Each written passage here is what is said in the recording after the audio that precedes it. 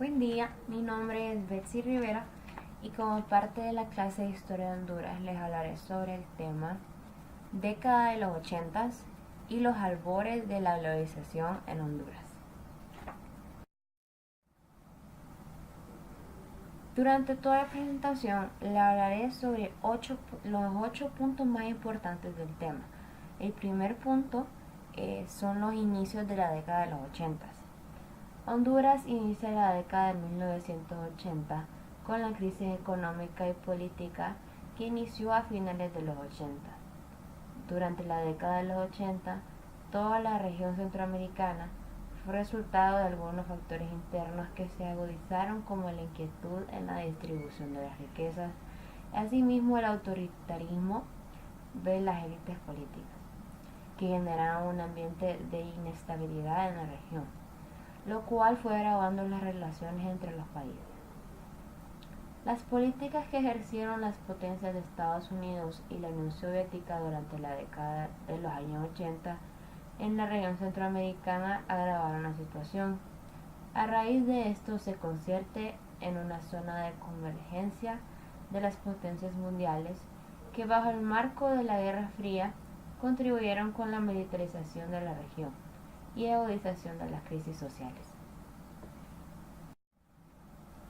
Segundo punto, los factores internos de la crisis económica y política durante 1980. Dentro de los factores internos tenemos la guerra salvadoreña por el pueblo, surgimiento de las guerrillas, consolidación de las guerrillas sandinistas contra Somoza, crisis económica a causa de desastres naturales, las desigualdades sociales en Centroamérica, represión militar y política contra movimientos revolucionarios, brotes revolucionarios, desarrollo de medidas políticas de control impuestas por Estados Unidos en Honduras, rompimiento de Mercomún en la década de 1970, agudizando los problemas económicos en Centroamérica. Tercer punto, los factores externos de la crisis económica y política durante 1980. Dentro de los factores externos tenemos tres principales que afectaron a la crisis económica y política. El primero fue la Guerra Fría, que se dio entre 1950 y 1980. Después está el bloque socialista de la Unión Soviética, el socialismo como la solución a la desigualdad y se vio el socialismo como solución al subdesarrollo. Por último, tenemos la intervención directa de Estados Unidos.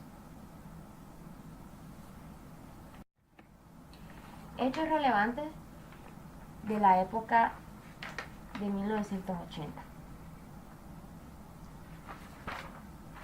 Tenemos tres eventos importantes que sucedieron en Honduras dentro de estos años. En 1980 se dio la Asamblea Nacional Constituyente con el fin de reinstaurar la democracia en el país. En 1980 también se dio la integración de la Fuerza Armada y la democracia. Y en 1981 se dio la convocatoria a elecciones. Entre 1980 y 1984, miles de opositores, según algunas versiones, la cifra no se sabe con exactitud, desaparecieron en Honduras tras ser secuestrados, torturados y asesinados por los escuadrones de la muerte, conformados por efectivos del ejército y la policía hondureña, bajo el mando del entonces jefe de las Fuerzas Armadas, general Gustavo Álvarez Martínez, un militar educado en Argentina durante la dictadura militar de los 60 y asesinado a principios de 1989 por un grupo guerrillero. 5. Consecuencias de la crisis política económica. Hay dos aspectos políticos y hay dos tipos de aspectos que afectaron al país en ese entonces: los aspectos políticos y los económicos. Primero están los económicos. Los aspectos económicos son: la economía se estanca en esa época, frenando el desarrollo en la región.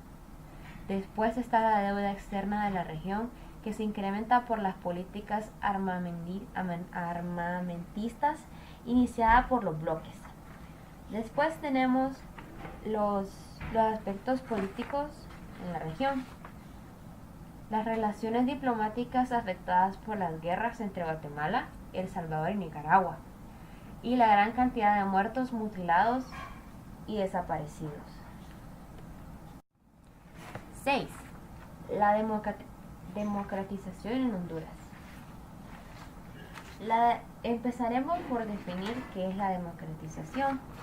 La democratización tuvo en el país un ritmo lento debido al intervencionismo extranjero, a la presencia del poder militar en la toma de decisiones del Estado y a una sociedad civil desorganizada y pasiva.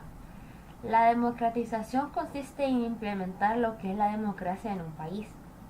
El resultado de este conjunto de factores fue el deterioro económico de la población y la profundización de la brecha de desigualdad y de pobreza. Entre los organismos financieros internacionales podemos encontrar la Agencia Internacional de Desarrollo, el Fondo Monetario Internacional y el Banco Mundial. 7. Los programas de ajuste estructural. Los programas de ajuste estructural de la economía fueron diseñados como organismos financieros internacionales y están sustentados en el comercio exterior. Los programas de ajuste estructural contemplan la liberación del mercado eliminando el control de los precios, la privatización de las empresas gubernamentales, la reducción del apartado estatal y la legislación favorable a las inversiones extranjeras. Por último tenemos qué es la globalización y la globalización económica.